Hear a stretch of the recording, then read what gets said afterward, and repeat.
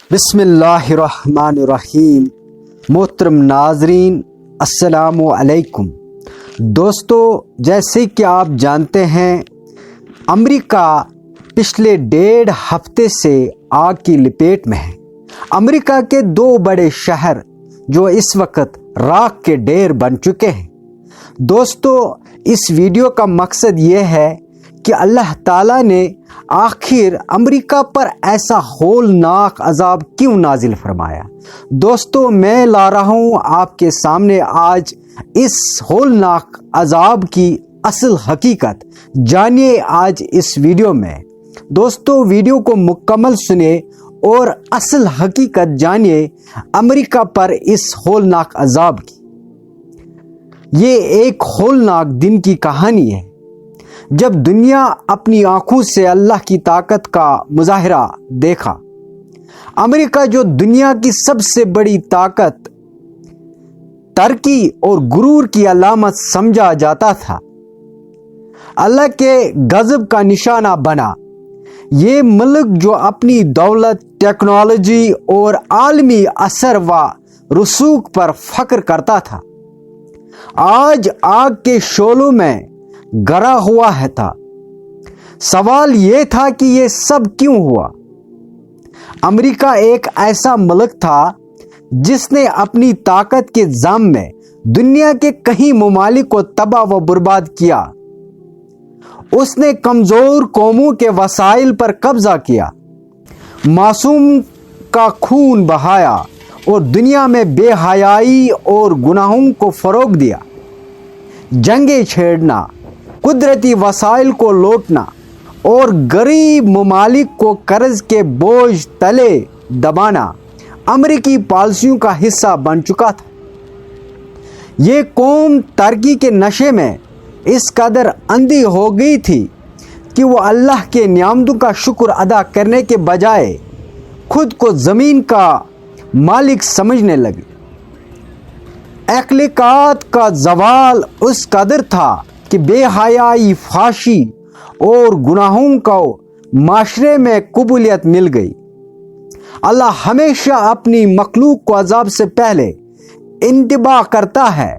امریکہ پر بھی قدرت کی طرف سے کئی وارننگ آئے۔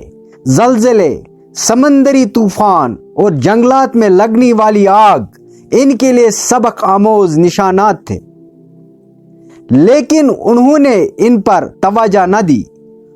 وہ ان قدرتی آفات کو محض ماحولیاتی تبدیلی کا نتیجہ سمجھتے رہے اور اپنی روش بدلنے کے بجائے مزید گناہوں میں مبتلا ہو گئے۔ علماء اور دانشوروں نے بار بار انہیں خبردار کیا، اگر وہ اپنے رویے اور اعمال میں تبدیلی نہیں لائیں گے تو وہ اللہ کے غضب کا شکار ہوں گے، لیکن امریکی حکومت اور عوام نے ان باتوں کو مذاق میں اڑا دیا۔ پھر وہ دن آیا جب اللہ کا غضب نازل ہوا۔ کیلیفورنیا کے جنگلات میں لگنے والی ایک چھوٹی سی آگ نے دیکھتے ہی دیکھتے پورے ملک کو اپنی لپیٹ میں لے لیا۔ یہ کوئی عام آگ نہیں تھی، یہ آگ اس قدر تیز اور بے قابو تھی کہ فائر فائٹرز اور جدید ترین ٹیکنالوجی بھی اسے قابو کرنے میں ناکام ہو گئی۔ شمال سے جنوب تک اور مشرق سے مغرب تک ہر جگہ آگ پھیل گئی۔ بڑے بڑے شہر جو کبھی ترقی اور روشنیوں کی علامت تھے، اب جل کر راکھ کے ڈھیر میں تبدیل ہو رہے۔